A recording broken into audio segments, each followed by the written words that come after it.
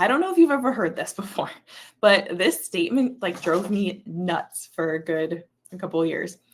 So I'm sure many of you heard this statement like phonemic awareness is done in the dark or something like that. And yes, we want to make sure that we're teaching those skills orally first. But many researchers have demonstrated the advantage of combining phoneme awareness with letter knowledge in a classroom setting. As stated by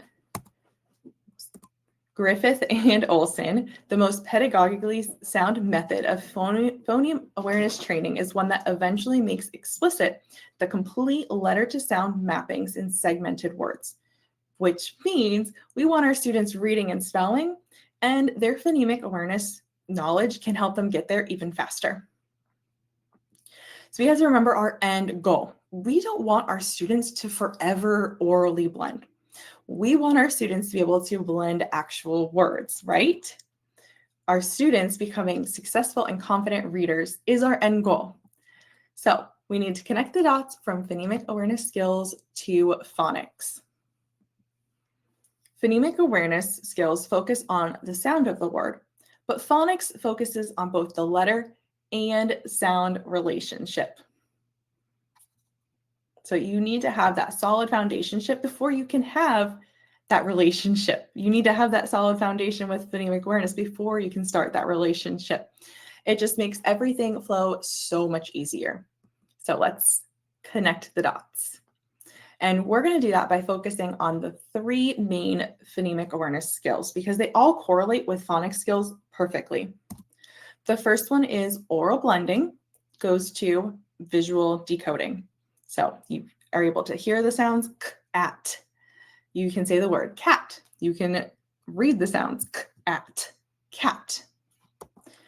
Next is oral segmenting, and that goes directly into spelling words. So first, you must orally stretch out. I always called it stretch and spell.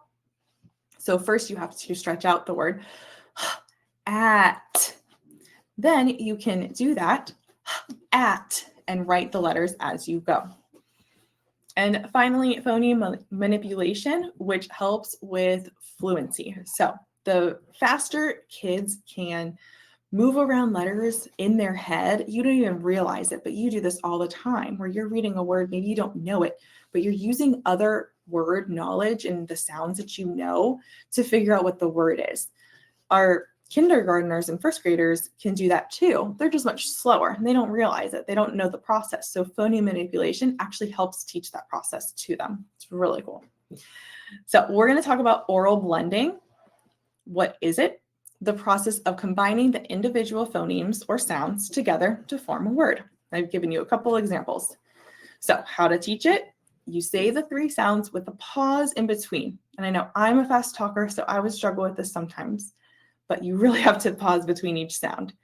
K, a, p. Students will repeat and say the word. And then they're ready to decode. So that just is a fancy way of saying they're ready to read the word on paper.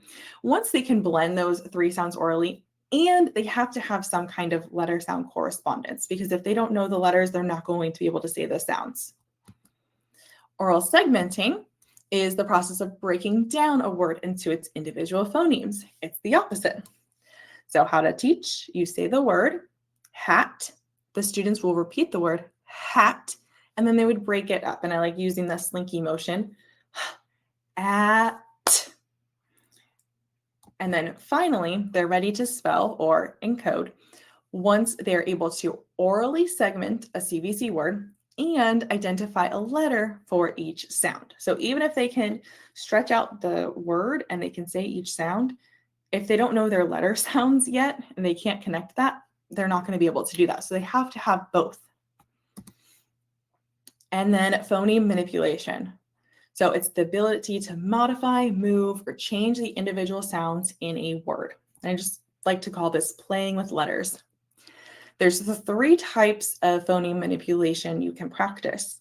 The first is phoneme addition. So it's just adding a phoneme to a rhyme or a word. So you might say at, add k to the beginning, and then you'd have to say cat. Phoneme deletion is deleting a phoneme from the word. So maybe the word is sit, and you say, take out the s, throw it away. And I would do this little, like I'm throwing away something in the trash can. Take out the s, what's left? It. And then phoneme substitution. So that's changing the sound to a different sound to make a new word. So maybe the word is pet, and I have them change the p to a v, and it becomes vet.